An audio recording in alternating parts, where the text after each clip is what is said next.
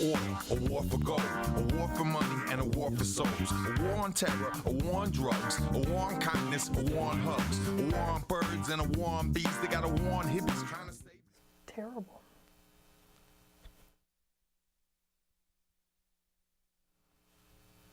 Hi, I'm Liz Rees, and welcome to Voices of Resistance. I'm very happy to have special guest Ann Wright here in the studio. She's been my most frequent guest here on Voices of Resistance, and I'm very happy to start 2016 with her as a guest. Let me tell you a little bit about Ann. Ann Wright worked for nearly 40 years in the U.S. government. That's a long time. She served 29 years in the U.S. Army and Army Reserves and retired as a colonel.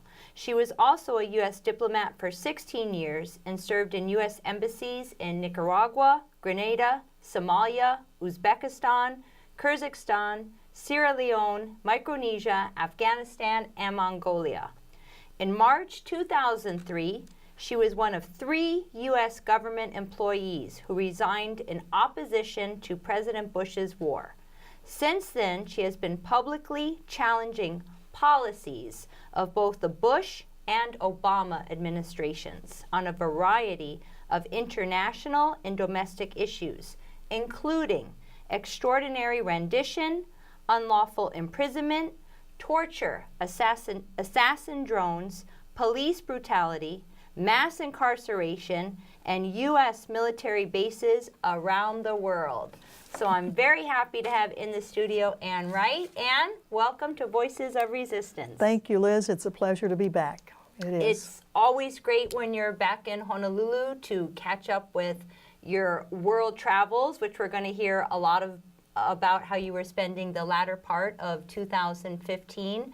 First, with this beautiful banner that you brought into the studio, I just want you to just tell us a little bit about this banner before we start the show. Well, the show is about militarization around the world, U.S. militarization, and right here we have no new U.S. military bases in Honoko. And Honoko is in Okinawa, the southernmost island of Japan. Okinawans consider it an independent country, really. It is a part of Japan, and it is a place where 74% of all the U.S. military bases, some 113 military bases, are located in Okinawa. And the U.S. military, the U.S. Marine Corps, wants to build another military base. This one to go out into the pristine waters of the South China Sea, 2 runways that will destroy coral heads and endanger a marine mammal called the dugong, which is right over here on the right side of the banner. So this is a banner that we took as a part of a Veterans for Peace delegation in late November and December, a delegation that went to Okinawa and to South Korea for Jeju Island. Okay, well, it's a beautiful banner, and I'm very happy to have it here in the studio with us. We're going to talk more about the delegation that you were a part of going to Okinawa. First, I'm going to skip over a little bit and ask you to talk a little bit about your trip to Guantanamo, Cuba, of all places, which most people probably haven't been to Guantanamo, Cuba. I know you were there in November of 2015. It was part of an international, I believe, the 4th conference on the abolition of foreign military bases. And I was reading that you did a presentation entitled U.S. Military Bases in Central and South America and the Caribbean. Yes, that's right. This was an international conference. We had 250 participants from 33 nations that were a part of this. And of course, it's very interesting to have it in Guantanamo, Cuba, of all places. Guantanamo, Cuba has the oldest U.S. military base outside the United States. The United States has held Guantanamo as a naval base for 112 years. Yeah, I actually did not realize it was the oldest and one for 112 years. Guess how much the United States attempts to pay the government of Cuba, who never cashes the check. I was reading $4,000 something a year that they lease it for? $4,085 a year to lease it. And the Cubans, of course, want it back. They want it back for a variety of reasons. Rightfully so. Yep, and one of which is that the name Guantanamo is infamous now in the world because of the horrific U.S. military prison that's there, that's been there since January 11th, 2002, that has held almost 800 prisoners. It's 779 prisoners have been there. Wow. 105 are left. 8 have been convicted in military commissions, which many military lawyers themselves feel are commission and legal hearings that are do not meet any sort of legal standard. 105 prisoners left. Of those, around 48 of which the United States has said the United States will never release these people, nor charge them, nor try them, that they are will be prisoners essentially in perpetuity. So January 11th of 2016 will make 14 years? That's right. That they've been holding some of the prisoners there. Yes. And of course, we can't forget that this was one of Obama's first campaign promises way back when, before he was even president, was, vowed to shut down Guantanamo and condemn the torture and indefinite detention of people there. That's Here right. we are, 2016, and Guantanamo is still open. And it despite the president's rhetoric on saying that he wants to close it down, and in fact, Department of Justice and Bureau of Prisons have made some trips to federal maximum security prisons, the supermax prisons, as they call them, from which no one has ever escaped, and where people who have been convicted of terrorism charges in federal courts in the United States, which have the capability to hear classified information, all of the things that they could hear about the prisoners that are in Guantanamo, they could do that in a federal prison and meet the guidelines that the U.S. government has set up for trials for people accused of terrorist activities. Still, the U.S. Congress is voting to keep Guantanamo open and not to move the prisoners to the mainland of the U.S. and close the prison in Guantanamo. However, there are plenty of legal scholars who are saying that President Obama has the executive authority to do that. And it'll be interesting to see in his last year of office whether or not he will do that. And that's one of the things that, as you and I both, along with other people in this week, that the President has been back so far. We've been out with our signs out in front of the holiday home of the President with our signs, one of which is close Guantanamo and close the prison and return Guantanamo to the people of Cuba. Yes, and he should be held to that promise that he made long ago. And I just want to briefly mention, because while I think it's so important to still call for the closure and demand Guantanamo to be shut down and the release of those prisoners, there is the likely possibility that he might actually shut it down, so to speak, so that he can actually say, I kept one of my promises that I said I was going to do. And I think it's important to recognize we want it shut down to end the practices there, to end the indefinite detention, the torture of what's happening there, not just to shut it down in name and shuffle people to another secret location somewhere around the world where they'll be held another, how many years forever. Yeah. Well, it's in our own national security that it be shut down and anyone who's accused of any sort of criminal activity be placed before a court of law. I mean, that is what America is supposedly standing for throughout the world. That's what we say America is all about. That's what we say. And yet when we have something that's been going on now for almost 15 years that the whole world knows about, and many times that issue of Guantanamo and the prisoners that are there are used by people who are doing violent acts against the United States, saying, you guys are hypocrites. You don't practice what you preach. Yeah, so we need to practice what we preach. Who is the U.S. to point their finger at anyone about human rights violations when you look at what the U.S. government is responsible for? That's right. So back to your conference in Guantanamo. Yes, well, the conference in Guantanamo had a lot of interesting information. Of course, the United States has the most military bases outside its own continental boundaries. Over 800 U.S. military bases are in the world, and in over 80 countries. We have the highest number of bases, of course, is leftover from World War II in Germany, and there's 174 bases in Germany, 113 in Japan, 83 in Korea. We have a military base or bases in virtually every country in the Middle East, with the exception of Iran. We've got various mini bases, lily pads, from which military can pop off for short raids in countries all over the world. In most countries in Africa now, the United States has a little lily pad. So I was reading, is it true the U.S. has 95% of the world's foreign bases? That's right, 95%. Yeah, that's mind-boggling. We have over 800 of them, and actually that's a decrease. During the Cold War, we had something like 1,400 military bases around the world. So actually the United States on one level has reduced some, but we're still 95% of foreign military bases are held by the United States. There are only really about 8 other countries that have military bases outside their own countries. And the total of those are 30 military bases versus 800 that we have.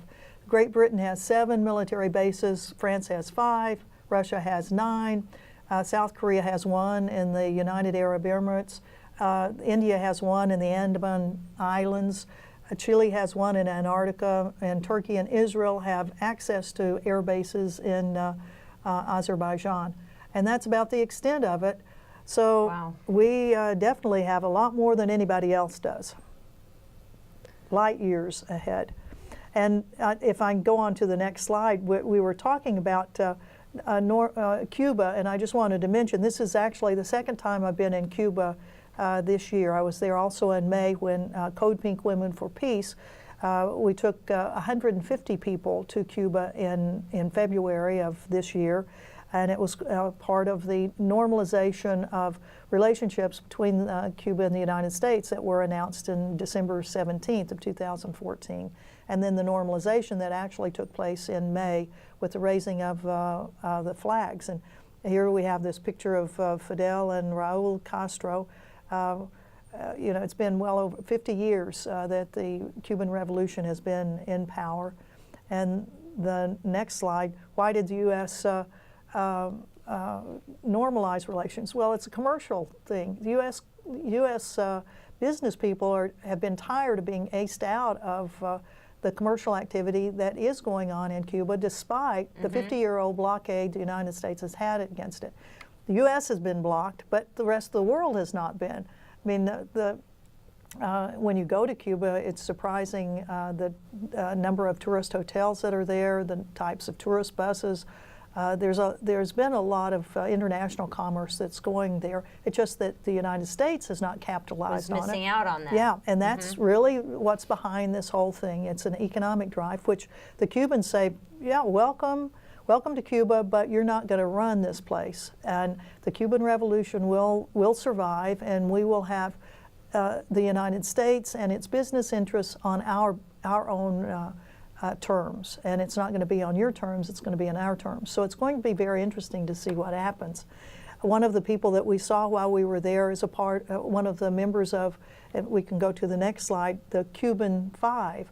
5 Cuban nationals who were imprisoned over 15 years. The U.S. had charged them with spying in the United States. Well, what they were actually doing was spying on Cubans who were trying to do violent acts against the Cuban Revolution in Cuba. But anyway, as a part of the normalization, the last of the Cuban 5 were released, and we met with Fernando, who was one of those that was released, and now he's part of the Cuban organization that works with tourist groups that come in from all over the world. Cuba is maxed out really on the number of people that it can have come in as tourists because of the number of hotel rooms that they have, and the fact that limited on one level, but the fact that the European market and Canadian tourism market has been going in there for years, and now you add to it an increasing American market. So, you know, they're making money on their tourism industry. How did people in Cuba that you spoke to and encountered feel about Guantanamo? Well, they want their piece of land back. It's 112 years that the United States has owned it, or not owned it, but has had a lease on it, leased it, yes. And you know, the lease was actually done through a puppet government of the United States, and back in 1903, I believe it was. So the Cuban people say, you know, you don't need it as a coal refueling station, which was what it was used for initially, that steamers needed to come through and get fuel, that being coal. But it's been used for a variety of purposes since then, to include refugee camp for Haitian refugees. Yep. Housing a lot of refugees there in horrible conditions. Yeah. So there are plenty of U.S. military bases that are scattered around. It's not that the U.S. strategically needs that base, but it's more of a dagger to put into the Cuban Revolution, that we hold part of your territory is essentially what the United States is saying, and we'll use that as a means of continually to poke at you, poke at you, poke at you. And the Cubans are saying we were normalizing relationships, and so give us our land back. And when I was reading a little bit about the conference in Guantanamo on the abolition of foreign military bases, I don't know anything about him, but I was reading about a professor, Mario Montero, who's from the University of Guantanamo, and he gave a whole talk on the negative effect on the environment caused by the military base of Guantanamo on the Guantanamo Bay. And of course, you know, here in Hawaii, we understand the militarization and the effects on the land and the environment. But I think it's important just to mention that because, you know, even for myself, for something like Guantanamo, you just kind of think of the base and the prisoners and the torture and holding those people forever and ever. And you kind of forget about, oh yeah, this is really important and it goes hand in hand, you know, kind of like the banner says, protect the earth and sea. And that for 112 years, they've had this base, and someone's saying, hey, look at what you're doing to our land and the harbor and the sea over here. And so well, I thought that was really important to bring up. It is important, and it's important here in Hawaii too, because really if you look at it and think about Pearl Harbor, how long has the U.S. military had Pearl Harbor? It's probably about the same length of time as the U.S. has had Guantanamo, and has done essentially to Pearl Harbor what the U.S. military has done to Guantanamo Bay. Yes. I mean, it has restricted the fishing rights in it, and particularly after 9/11, where no civilian can get into Pearl Harbor. The fishing opportunities that there should be as a part of the Hawaiian tradition of from the mountains to the sea, that you can't do that because it's taken over. And now you wouldn't want to go fishing there anyway because it's so toxic and polluted. Well, and that's whatnot. right. All the military ships that are still stored in Pearl Harbor and all the lagoons there, the storage of ships is not something that they have to deal with in Guantanamo, but they've had to deal with the runoff of the land when extensive military bases are built on it, and the closing up of commercial fishing. Cuban fishing boats can still go straight through a very narrow corridor in the middle of the mouth of the Bay of Guantanamo and go in a very restricted area all the way back to the back of the bay to where the city of Guantanamo is. But they can't fish along the edges, they can't go anywhere along the edges, and if they get too close as they come out of Guantanamo Bay, of course they can be accosted by U.S. military ships that are out there. So there's a lot of similarity in a way with Pearl Harbor and Guantanamo.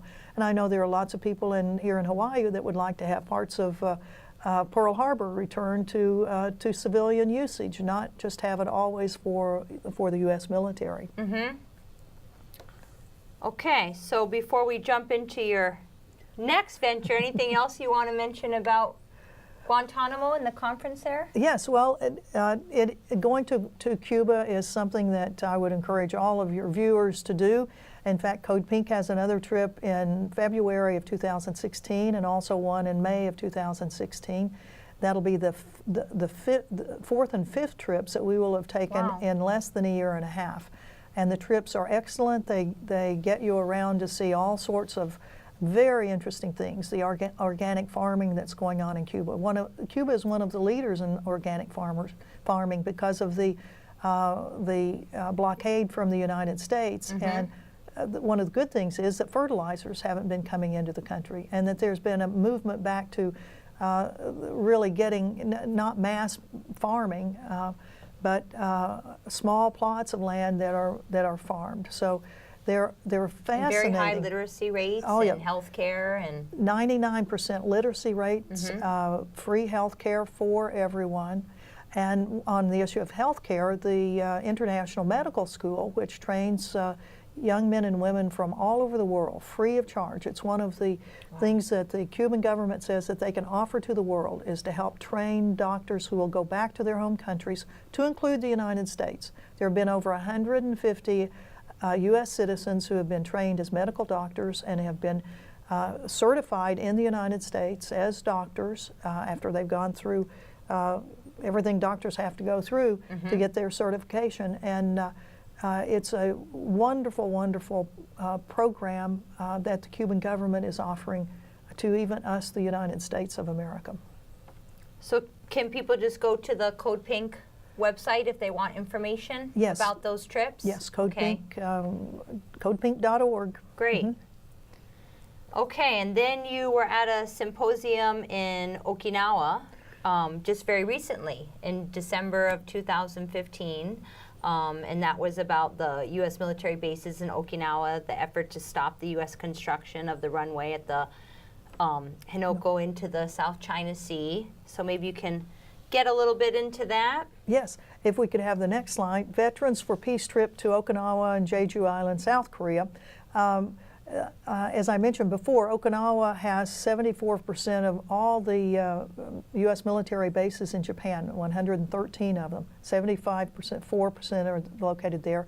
And this new Marine Air Base runway is the thing that's causing great concern to the people of Okinawa. And in fact, I mean, not just concern, I mean, these Okinawans put their bodies on the line every single day. They go out to block traffic starting at 6 in the morning.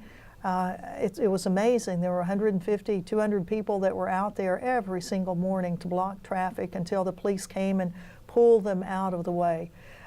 If we can go down to the next slide, the Henoko base is the base is being challenged by the governor of Okinawa, who has essentially stopped construction of the marine runways. He's being sued by the federal government of Japan. You know, the Prime Minister Abe of Japan has essentially gutted the Japanese Constitution, their Article 9, their no war part of their Constitution. He has reinterpreted it to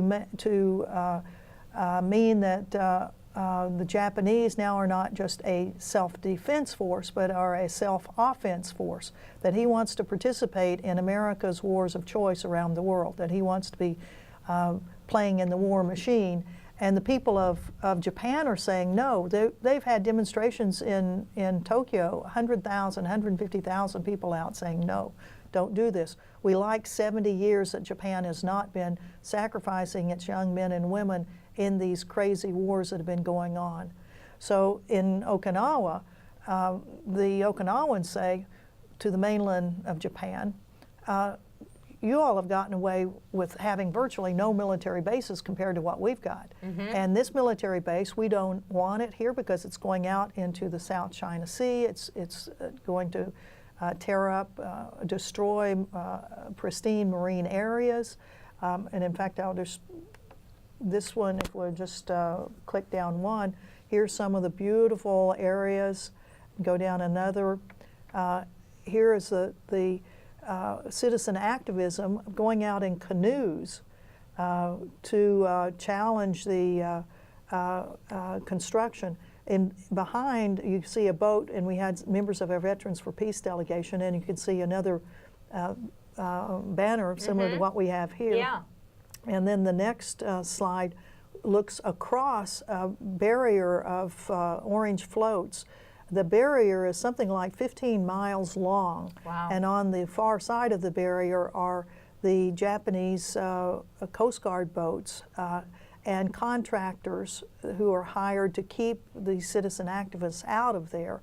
And the afternoon that we were there, I counted 25 boats that were there to challenge these kayaks that were there. But it's the citizens saying, we're not going to let you get away with just doing what you want to. We're challenging this. And as I said, the governor of Okinawa has issued this stop and desist, as well as the mayor of the city of Nago City, which is the closest city around there, who is refusing to let their landfills be used by the contractors that are supposed to be building this base. As I mentioned, the Japanese federal government has sued the governor of Okinawa over this. While we were there, the All Okinawa Council, which actually sent a delegation through Hawaii in the summertime and then on to Washington in the fall to talk to our members of Congress about this, about saying, why are you tearing up our land? If you want land torn up for another military base, do it in the United States of America. Don't do it anymore to us. And while we were there, 1,300 people came to the meeting of the All Okinawa Conference.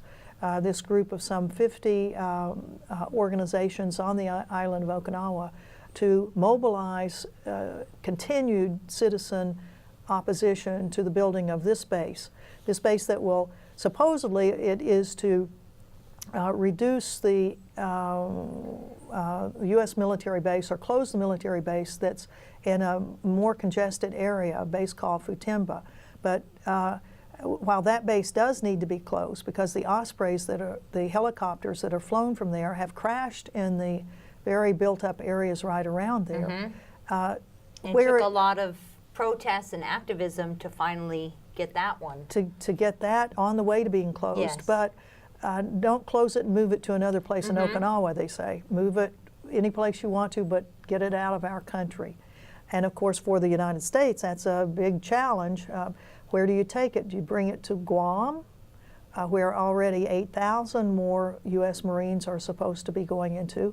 Do you bring it all the way back to Hawaii, where there's opposition on the use of the Ospreys already over at Kaneohe Marine Base, and as well as the flights that have been going into Molokai.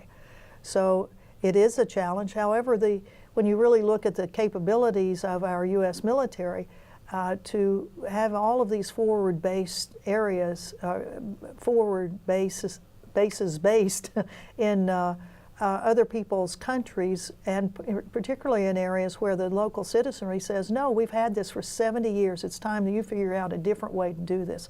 We have aircraft carriers that can carry hundreds of airplanes.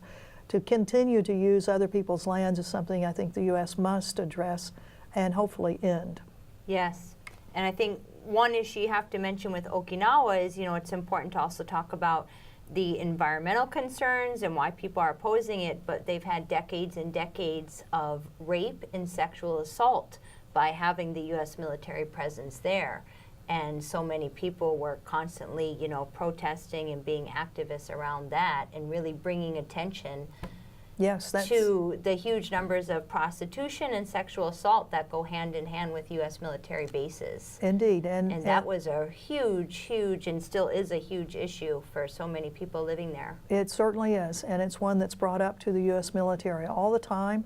They have a lot of restrictions on their U.S. military because there have been an unfortunate number of servicemen who have been involved in criminal acts like that.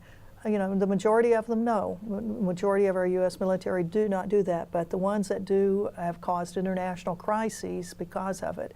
And to the credit of the people of Okinawa, they're not willing just to sit back and say, we're not going to say anything. We're going to let the U.S. protect its military doing these criminal acts. They're demanding that the crimes be adjudicated in Japanese courts. So then you were also at Jeju Island. Jeju Island, yes, that's right. Jeju Island, where a new South Korean naval base, if we can go to the next slide, a new South Korean naval base on Jeju Island. The United States has 83 military bases in South Korea, and over 28,000 U.S. military are assigned there. The United States also uses South Korean military bases, so we have access, the United States has access to a huge amount of military logistics and basing there. And the question is, why do you need another naval base? And why do you pick Jeju Island? And that's what the people of Jeju Island were asking. We've not had a base ever here, except a little Coast Guard base in a commercial area. Why do you have to come and destroy another pristine, ecologically unique part of our island? Well, the citizen activism has been tremendous for 8 years. This makes the 4th trip that I've made to Jeju Island in solidarity with the activism there. But unfortunately, that base the construction is almost finished in it. It's 80% finished. And if we can go to the next slide, the slide here has Pinocchio and a very long nose of how the citizens of Jeju Island feel that the government has lied to them on so many aspects of this. Environmental impact statements that were never done, that the huge amount of construction. There is so much concrete in that military base. I mean, it is just astounding. The breakwaters are 4 stories tall above the water and probably 10 stories deep. They're huge, massive things that have meant that construction trucks have been going through this area, for the last 5 years, just one right after another. If we can go to the next slide, you can start seeing across there some of the huge base. It really dwarfs one's imagination when you see how much it takes, or how much has been spent in building this. And of course, the South Korean corporations, Samsung being one of the largest, has made a killing off of this base. And there are plenty of other naval bases that are in South Korea, and one just questions why this needs to be built. Of course, here is going to be the Aegis missile destroyers, the Aegis missiles that are on South Korean destroyers, as well as U.S. naval destroyers, a part of the U.S. missile defense system.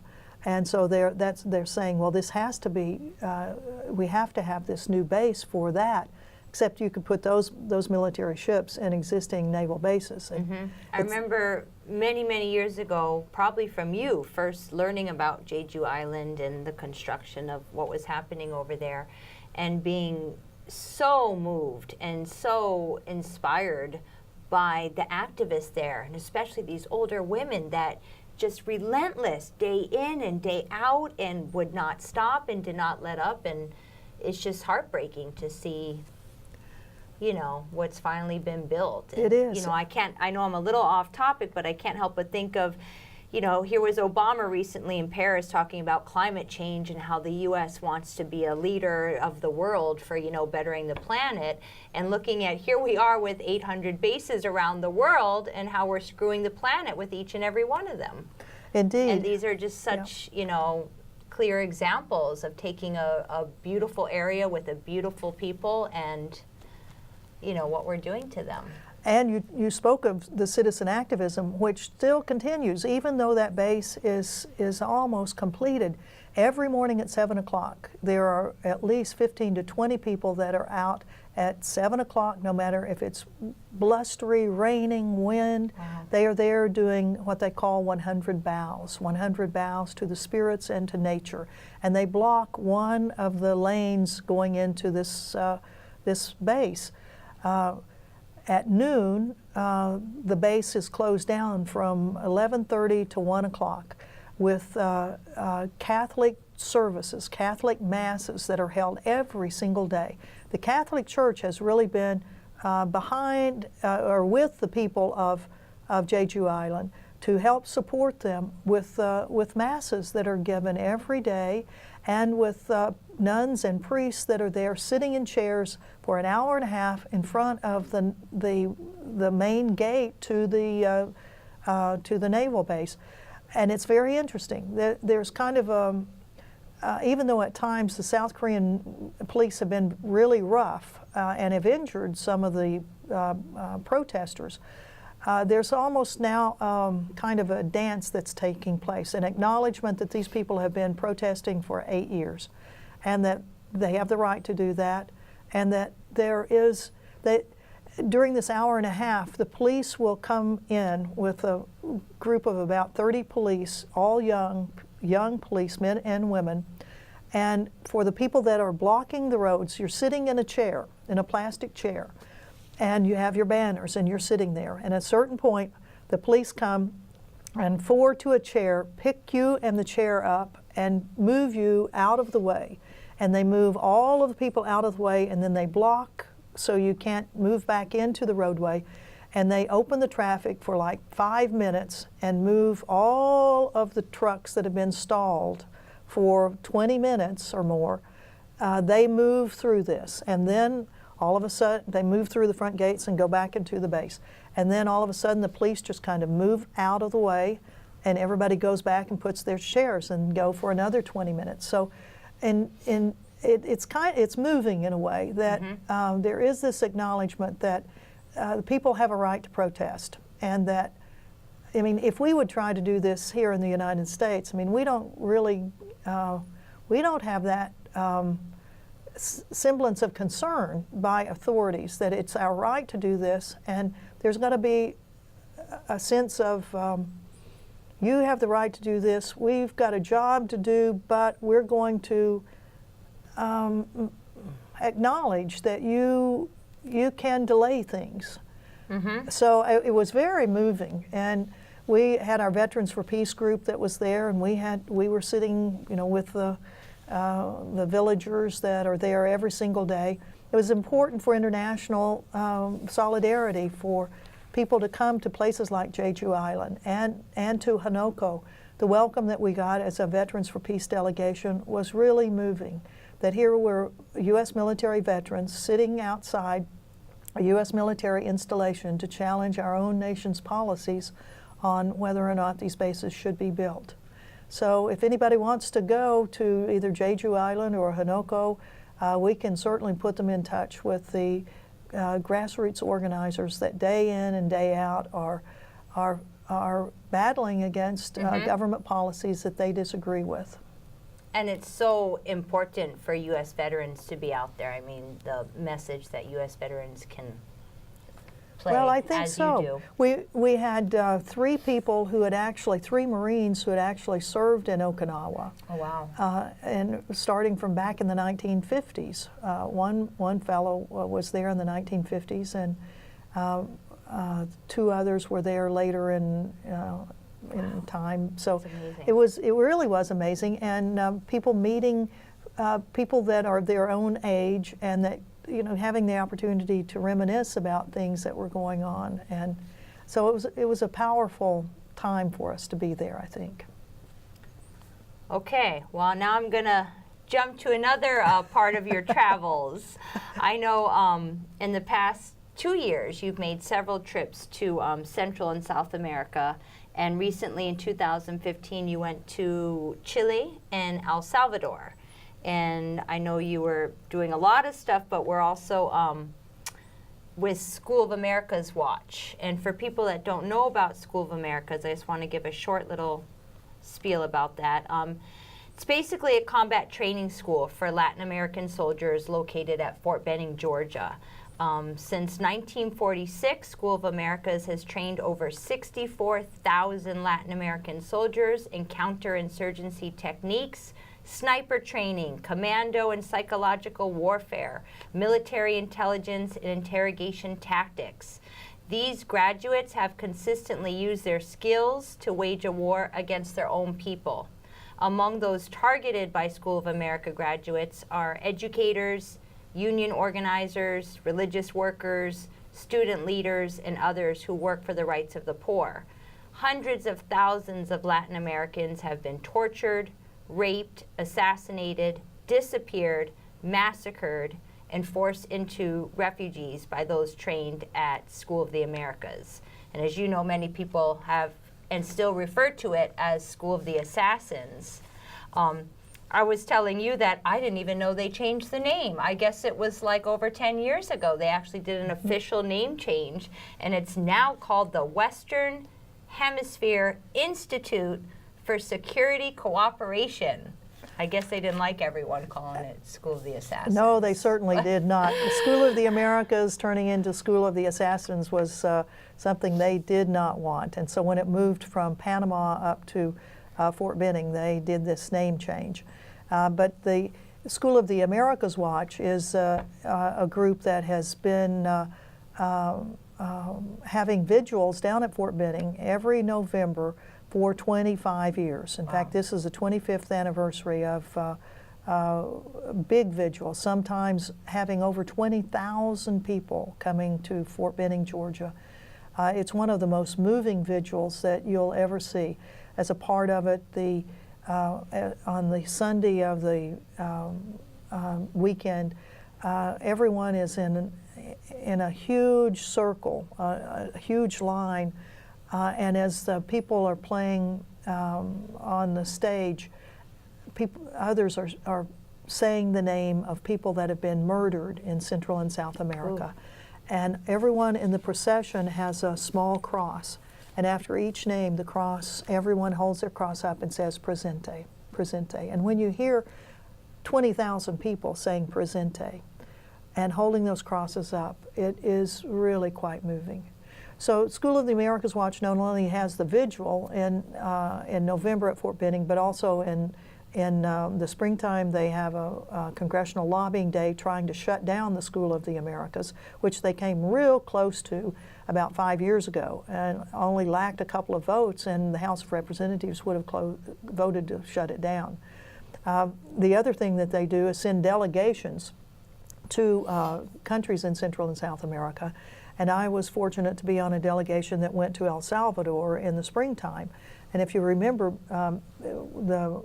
we do have a slide, El Salvador and School of the Americas, SOA Watch. Then the next one, we remind of the Civil War of El Salvador in the 80s. Over 70,000 people were murdered by government death squads, and many of those people in the death squads trained by people that went to School of the Americas. As a part of that, the government officials were targeting Catholic priests and nuns that were part of what was called liberation theology. It's not in the news as much anymore, but I remember from during that time, I mean, it was really on the forefront of activism, and people, you know, it was really referred to as death squad training. Indeed. And going on to the next slide, Catholic church leaders assassinated. If you remember back in 1980, 35 years ago, Archbishop Romero, the highest ranking Catholic person in El Salvador, was assassinated by people that had gone to School of the Americas. There were three, this is all in addition, you know, to the 70,000 Salvadorians that were killed. 3 U.S. nuns and 1 lay woman were killed in late 1980. 6 Jesuit priests from Spain and their housekeeper and her daughter were murdered at the University of Central America in San Salvador in 1989. So there was a real targeting of people. The next slide shows a mural on the assassination of Archbishop Romero. We happened to be there on the day of commemoration of his assassination in March of this year, 35 years ago when he was assassinated. And it wasn't like the government of El Salvador has actually been talking much about these assassinations. It was kind of a taboo subject until about 2 years ago. And so finally they have been allowed to have this commemoration. And there were tens of thousands of people that were out for a vigil and parade or march in his honor. And one of the reasons that this was able to happen is that the current president of El Salvador is a member of the former guerrilla group, the FMLN, and happens now to be president of the country. Well, this is Father Roy Bourgeois in this picture with the President Seren of El Salvador. And Father Roy Bourgeois, a Catholic priest, who leads the fight to close down the School of the Americas. And we were there meeting with the president of El Salvador to ask them to stop sending their military there. There are 5 countries that have stopped sending their militaries there, and we're asking El Salvador to stop it. The president was there and said, well, we actually can't stop all of these programs with the United States, even though he was a recipient. I mean, in the FMLN, he was fighting against people that were trained by School of the Assassins. But he said, we are reducing the numbers, and in fact, he gave us that indeed, our figures show that they had something like 90 people last year that went, and he said our figures show that there were only 20.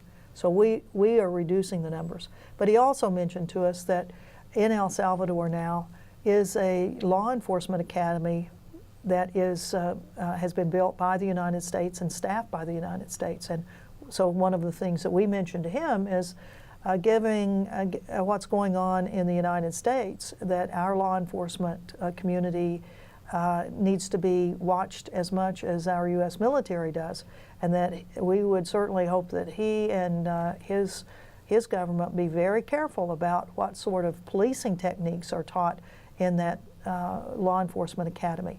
El Salvador and Honduras are, this year, El Salvador has had more murders than even Honduras has. There's horrific criminal acts, murders that are being committed, much of which is stemming from gangs that were in the United States, Central American gangs, and a lot of them in the Los Angeles area, and many of those people have been deported. And they've been deported back into communities that have no capability really of handling what they were doing in the United States, and they've started the same sort of stuff in El Salvador and Honduras, and the countries are reeling from the murders, and we do see that as the migrants coming up from Honduras and El Salvador and Guatemala that are actually fleeing for their lives. The numbers of people that told us that their kids have been targeted for assassination and that they have to get them out of the country because they know they're going to be murdered because they don't want to join the gangs it was like every day we met people that were telling us that story. It's so sad, so sad. So El Salvador was a very important country, and I'll just mention one other part. While we were there, one of the groups that we met with was about the women reproductive rights. There are countries, while the United States has, we still have abortion rights to a limited degree. In some countries, abortions are totally prohibited. And it doesn't matter whether you're saving the life of the mother or whatever, they're just prohibited. And there are 35 women in El Salvadorian prisons who have been imprisoned because they had problems during their pregnancy, and the pregnancy was naturally terminated, ended. And the doctors who helped with this natural tragic event they will be put in prison if they don't inform on women who are even having spontaneous miscarriages. Oh, wow. So you have women that are sitting in jail because they miscarried. And so we sent a delegation to the prison to talk with some of them, and one of the projects that we have through School of the Americas Watch is to keep publicizing this and trying to get countries to stop having such brutal, horrific laws that don't acknowledge what nature sometimes does. So that was that's another. what they do to women who miscarry naturally. I can only imagine what happens to abortion providers or women who self-abort or self-induce, terminate the pregnancy. Yeah. Then there are just no questions, no investigation done. They're just put in jail. It's a barbaric system. It is. And then the next place I went with School of the Americas Watch was to Chile, and if you remember back in the 70s, the Allende government and Salvador Allende being essentially murdered in a coup that was orchestrated by the CIA.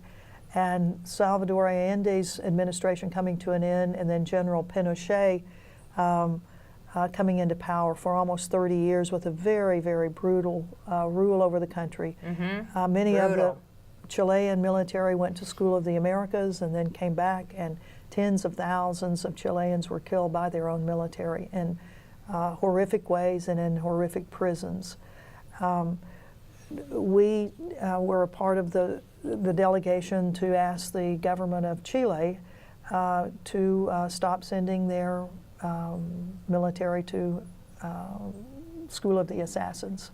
And the current president of the country herself was imprisoned by Pinochet. She and her mother both were. So we were asking her, as a, essentially a victim of U.S. interventionism, to stop this. We didn't get to meet directly with her, but we did meet with the Minister of Defense, who said this is not the first delegation who has come to him. He was Minister of Justice before being Minister of Defense. He said, I've had many delegations that have reminded me of the history of the School of the Americas. And we didn't get any firm commitment out of him, but he did say that he was having an investigation being done on the latter years of who has been going and what has been happening. So that kind of finished up the trips for this year. It's been a very busy year of traveling all over the world, and hopefully helping people recognize that the United States is militarizing the world, that we are involved, the United States military and the national security apparatus of our country is involved in virtually every country of the world now. Pardon me.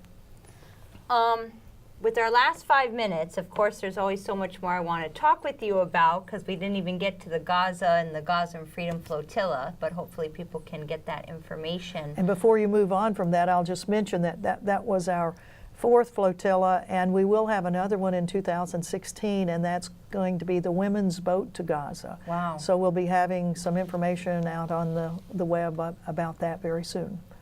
So for the last 5 minutes, I just wanted to, one, find out what are your travels and plans ahead for 2016, and where are you going to be going, and what are you going to be doing? And also, I just kind of would like your thoughts on, talking about the militarization around the world, and of course, recently with the attacks in Paris. I see it as all very reminiscent, and I've talked before on Voices of Resistance about right after 9/11 and the attacks on the World Trade Center.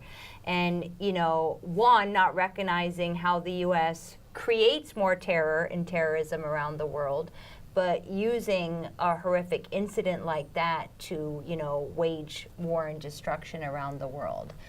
So maybe if you could touch on that, if you can do that briefly. Surely. Well, I too share your concern. I mean, these are horrible attacks. There's just no doubt about that. But we have to recognize what brings them on, and then what is a way to actually address them. And more violence and more closing down of our own society, in my opinion, is not the way to do it.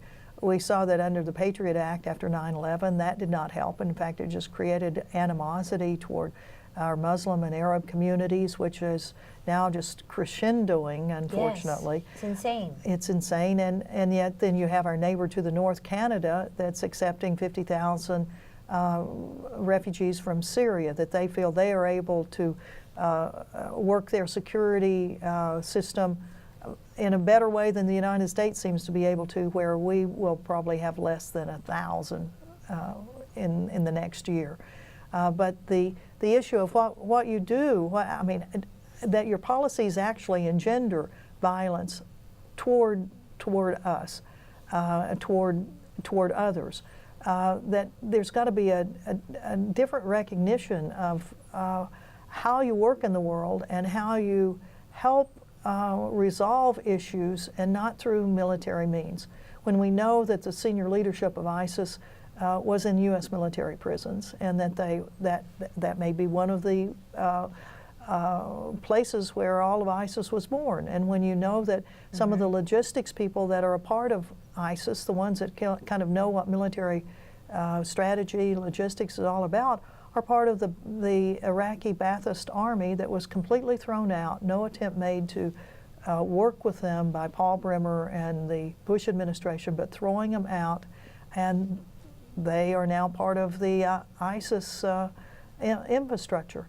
So the United States, I don't think, has done a very good job in addressing the legitimate problems that there are around the world. And one of the real challenges is, and I'll just lead into one of the places that I was that we didn't talk about here, but you've had a program on. This was Women Cross the DMZ. Yes. Working with women in North Korea and then South Korea. And we do have another event that we'll be hosting is the Women Cross the DMZ, where we will be bringing together the women from North Korea and South Korea in a country in Asia so that they can talk in a private setting and try to move on to a wider discussion that hopefully their governments can embrace, coming from a women's community, a look at how to resolve the issues of the Korean Peninsula. I'll also be going to Creech Drone Base in March, and we will have another large demonstration to try to stop the assassin drones that are killing people in Pakistan, Afghanistan, Yemen, Iraq, Syria, a weapon system that we know has tremendous blowback for the United States. Well, Ann, thank you so much once again for taking the time. You know, you always inspire me, and, you know, I'm always so moved by, you know, keeping up with where you've been and what you're doing. And I just always feel really positive when you come back and share with us, you know, about your experience of both traveling and meeting with people around the world that are all working for humanity and a better planet. And that's what it's all about. So thank you so much, and thank you for watching Voices of Resistance. Yay!